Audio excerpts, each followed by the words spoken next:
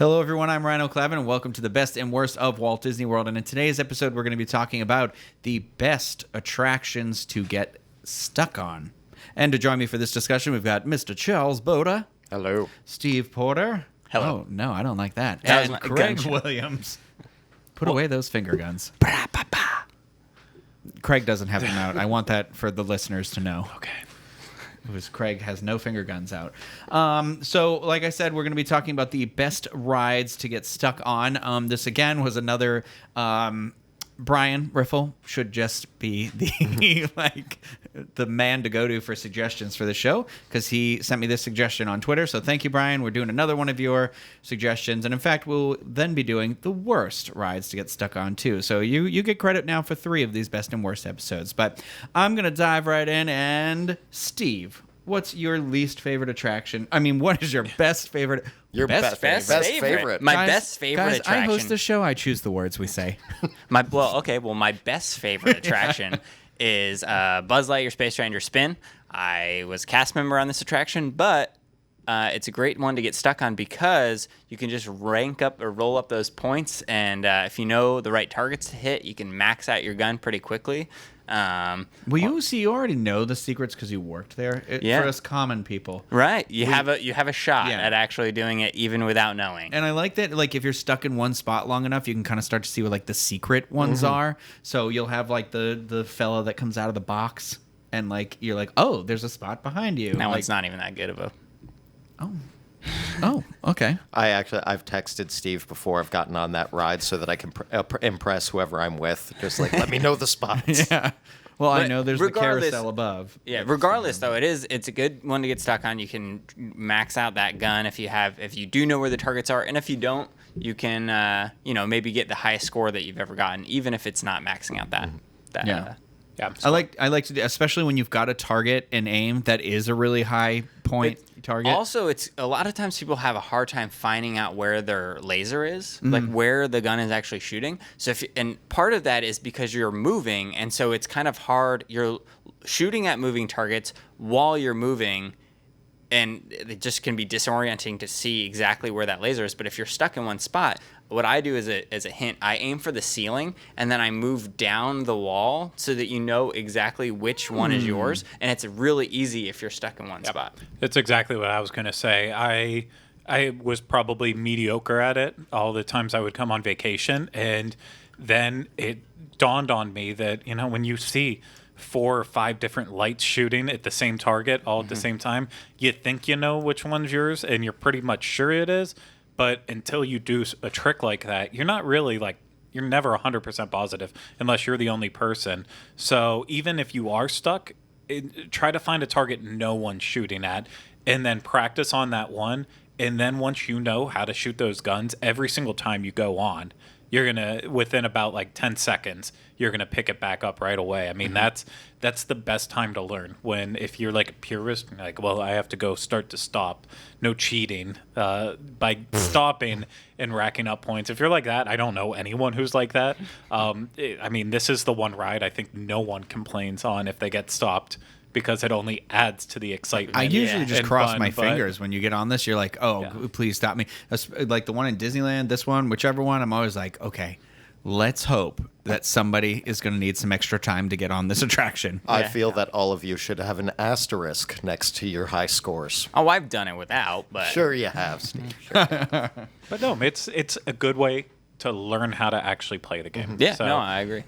Well, Craig, what about you? What's your favorite one to get stuck on? I think ultimately for me, and many might disagree with this, but for me, I love getting stuck on Spaceship Earth.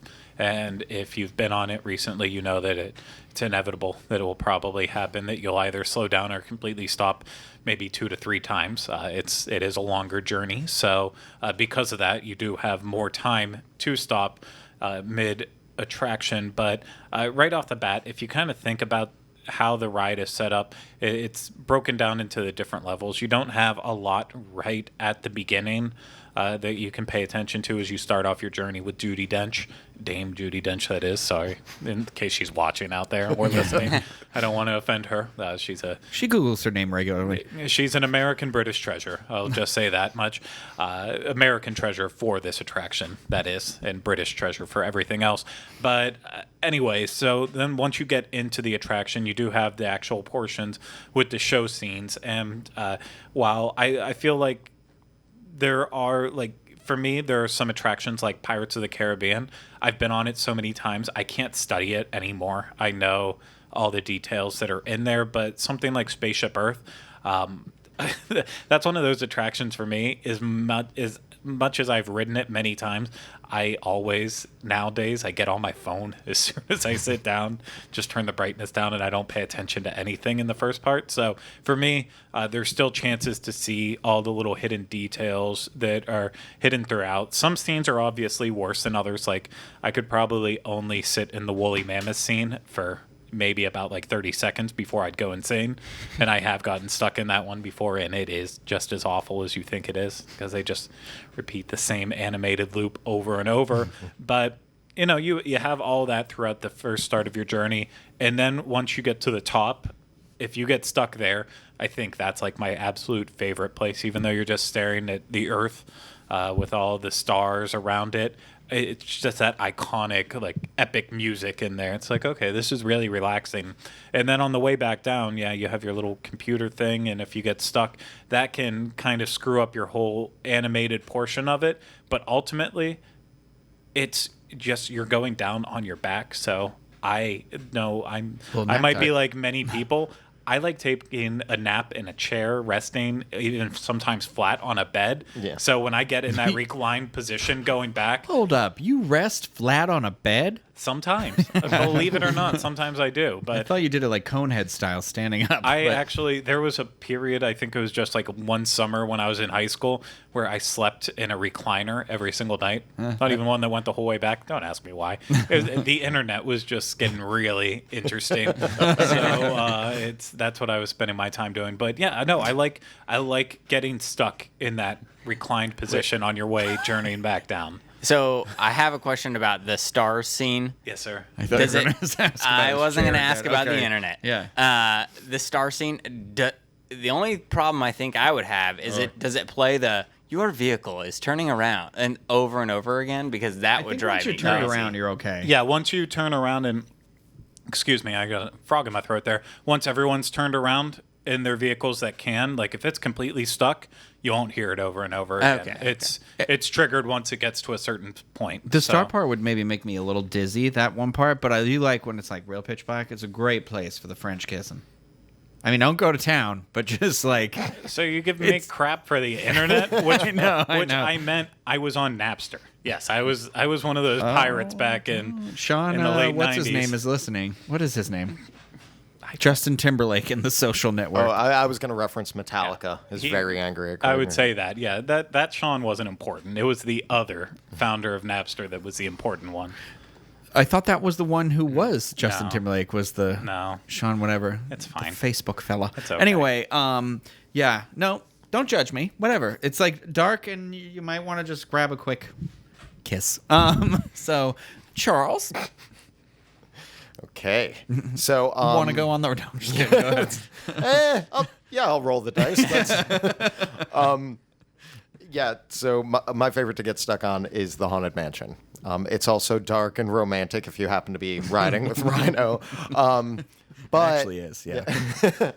But there are a few things I like about it. One is I still get to pick out stuff that I haven't noticed before, most specifically with the attic. I love getting stuck in the attic because there's so many different husbands and like little things there, and some are creepier than others, but I always notice something new. I feel like I get stuck on this ride like at this point 30 to 40% of the times I actually go on it.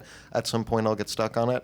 And I like that so if you want to take pictures while you're on that ride, it's very difficult, right? So even if you have like a low light lens or something like that I bring on, it's, you don't want to use flash, so it's hard to take it for the darkness, but it's also really jerky. So it's hard to get a good that's a good picture point. while you're on there. Every time it's stopped, like I have this like I'm trying to get pictures from start to finish of the entire ride and put them in, and it's taken me like years of Just like. imagine you in this room with like you've got you're It's a taking dark panoramic pictures that you're just trying to connect all the way around, so your room in a circle is trying- the haunted mansion. It looks like It's like I'm 1 hour trying to photo. solve a crime. They're all on the same cork board with different.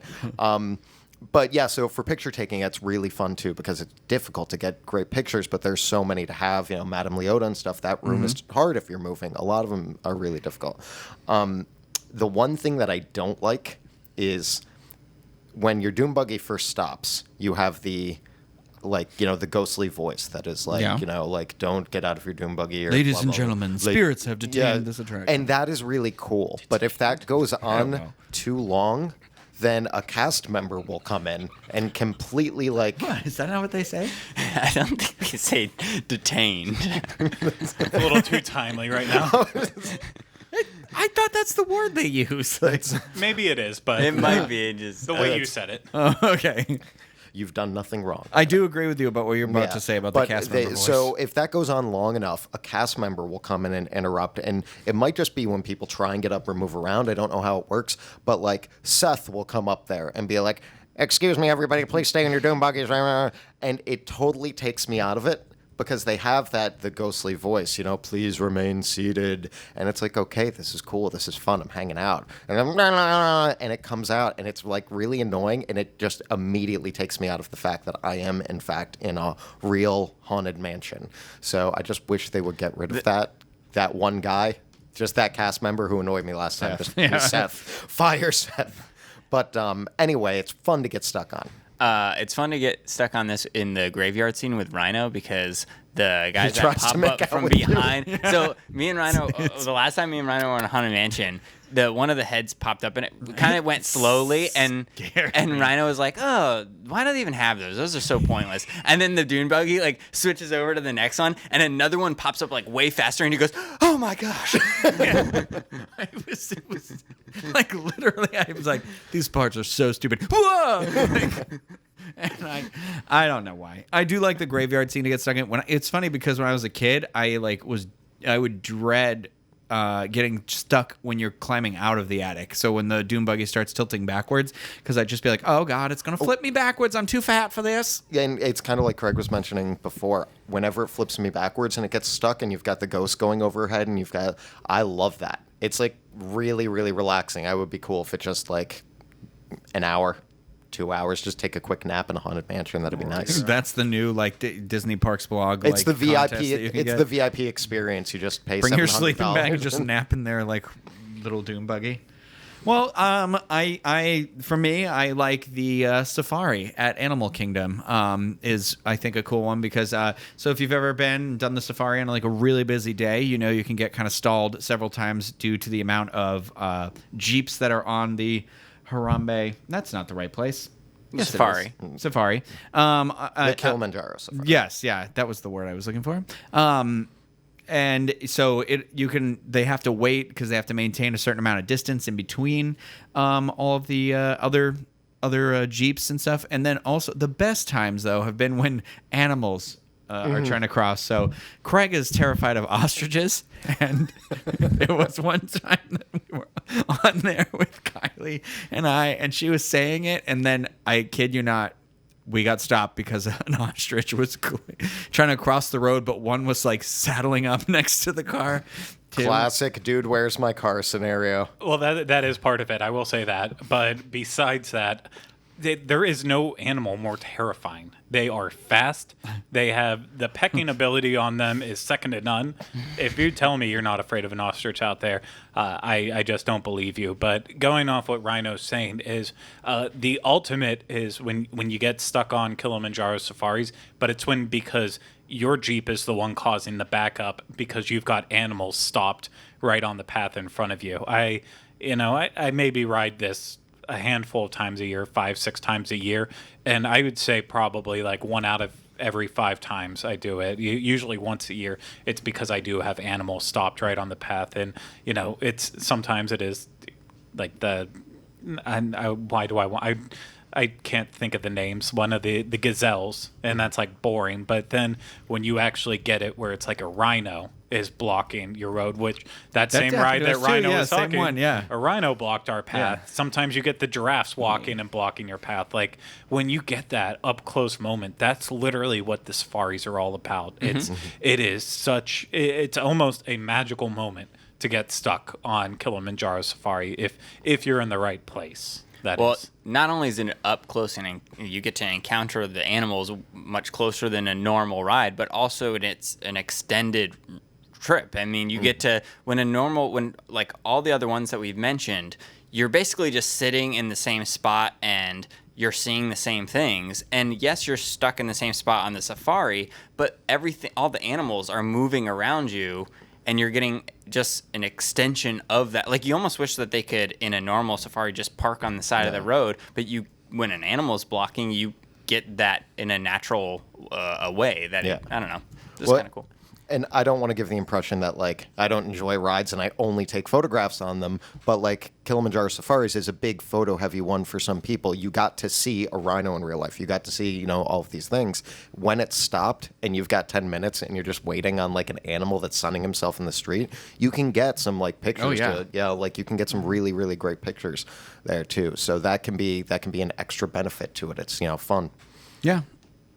So I don't think anyone really complained getting stuck on that unless you're afraid of the animal you're stuck staring at. But even then, you get to confront a fear for the day. And I like to think Craig is a stronger person for it. Yeah, he sure is. Well, that is our list of the best attractions to get stuck on. We each picked one. If you guys out there in the world have ones that you want to share that you like to get stuck on or have been stuck on and had a pleasant experience, please let us know in the comments on this video, or you can tweet at us at the.diz on Twitter or our individual accounts or whatever. Send plenty of those ostrich gifts to Craig. We know he appreciates them. And again, we are always welcome to feedback and, of course, suggestions for future topics. We want to know what you want to hear us talk about. So please give us all that stuff. And we'll see you next time with another episode of The Best and Worst of Walt Disney World.